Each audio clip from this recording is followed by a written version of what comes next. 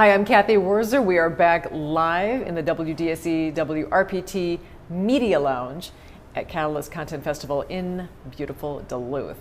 Speaking of Duluth, a couple filmmakers join me with definite Minnesota roots, and in terms of the actual subject matter, absolutely Duluth all the way. Louis Carr, Michael Klein, and this film that you have follows artist Jeffrey Larson, and I'm so embarrassed to tell you, as off air, I didn't know who Mr. Larson was. Who is he? Okay. Michael. Jeffrey T. Larson is part of a group of artists in Minnesota who have devoted a lot of time and energy to kind of rekindling the classical oil painting tradition.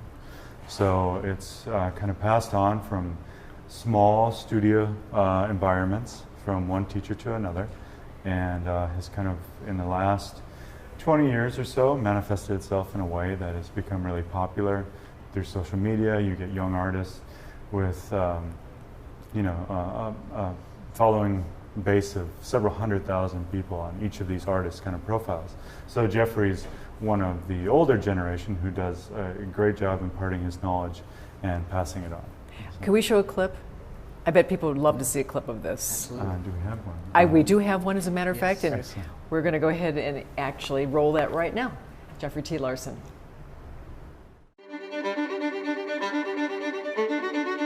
I get encouraged the tough times. Living on the edge of frustration is where you will learn what you need to know in life. If you're comfortable, you don't learn anything.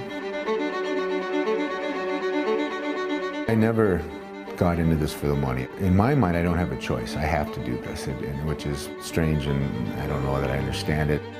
There are much fewer painters working in what Jeffrey refers to as classical realism.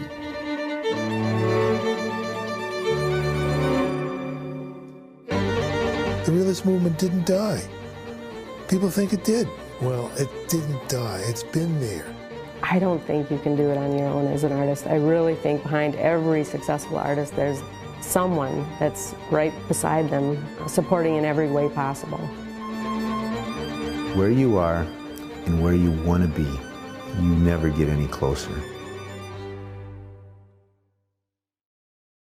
Oh, lovely. So what prompted you guys to do this film? You know that feeling you get when you see somebody doing exactly what they were meant to do and they are thriving in it? That sort of quickening and inspiration that you get. What we really wanted to do is sort of tap into the human element of what makes people do what they're doing and the obstacles that they're overcoming in order to do their passion. And that's really what this film is about, is a person who has a passion in showing all of the struggles and obstacles that he's had to overcome to create his own success. And that's like an underlying feeling, and that's sort of the audiences that we're trying to hit. But at the same time, the whole thing that we're trying to do is show this new sort of resurgence of a classical painting style that actually is starting to gain a whole lot of traction in our country. And we think part of it is about sort of the artisanal movement that's pushing this forward. People are wanting to get back to things that are handmade, they're man-made. You know, kind of like you don't want to buy a mug at the store anymore. People want to buy it from a potter now. And that's why places like Etsy exist these days. It's because It's something people real. want something that has the human condition in it still.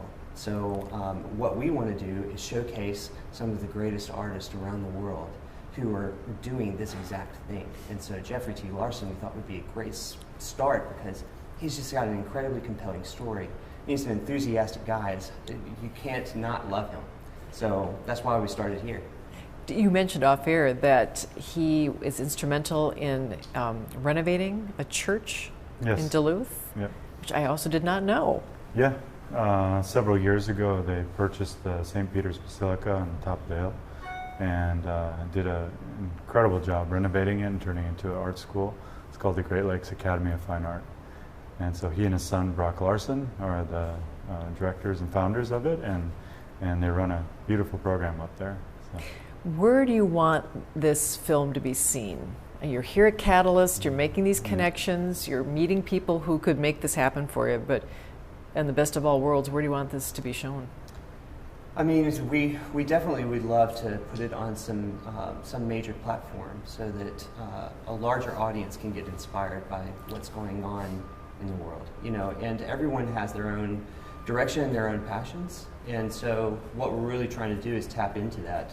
So hopefully, as much audience as we can, you know, get it out to, we want to. So. And at the festival, what are you learning about trying to push your work out to a larger audience? It's been incredible. I think if you do something you love, I think it resonates with people. And we've had an incredible response. We've gotten good feedback, and we're extremely excited to be here at Catalyst. It's been a great opportunity for us, and so it's a really exciting future ahead. So. What do you think Catalyst will mean to Duluth, having a festival like this in this part of Minnesota? I feel like there's such an upswing happening in Duluth that it's only going to add to it. It's only going to catalyze the situation, as it were. So yeah, I really do think it's going to continue to move the ball forward to make Duluth on the map. Put it on the map. All filmmakers are always working on something else. This is now out in the public. Are you working on anything else in the back of your head that you really want to bring forward? We have so many projects going on. We can't keep track of things. We're actually artists ourselves, so I'm involved in a project in Massachusetts, founding a museum actually dedicated to this kind of art. And Louis has got his schedule plumb full of portrait commissions and at the same time, we also started as an instructional video company that now wants to get into storytelling. And so we do have several storytelling ideas, but right now we're really focused on this one because we think that we can continue to grow. There's a lot of room and a lot of runway to work with this one. So screenings here at Catalyst, Yes. When are they for folks who might want to stop by? Our next screening is Saturday at 11 a.m. And there'll be a Q&A at the end of it. So if anyone has any questions about the film. They can Reactions thus far from viewers, what have you heard? You know, actually we've heard from several people that they absolutely loved the film. I mean, honestly, it was better than I even imagined the reaction to be. And it's funny, I was actually in this room at one of the happy hours, and I just walked up to a group, and there was a guy in the middle of the group who was showing one of Jeffrey Larson's paintings because he went and saw the film earlier that day. Nice. And so he told me how much he was so impressed by the film and the shots. And so I think it's getting a really great reaction. Which has got to make a creator's heart sing. Yeah. So congratulations Can't stop smiling. to both of you, exactly. Thank you for stopping by the Media Lounge. Thank you. And all best to both of you. Thank you so much. Absolutely. Louis Carr, Michael Klein, and it's the show, the documentary is Jeffrey T. Larson. Of course, we will be back with more from the Media Lounge here at the Catalyst Content Festival. Stick around.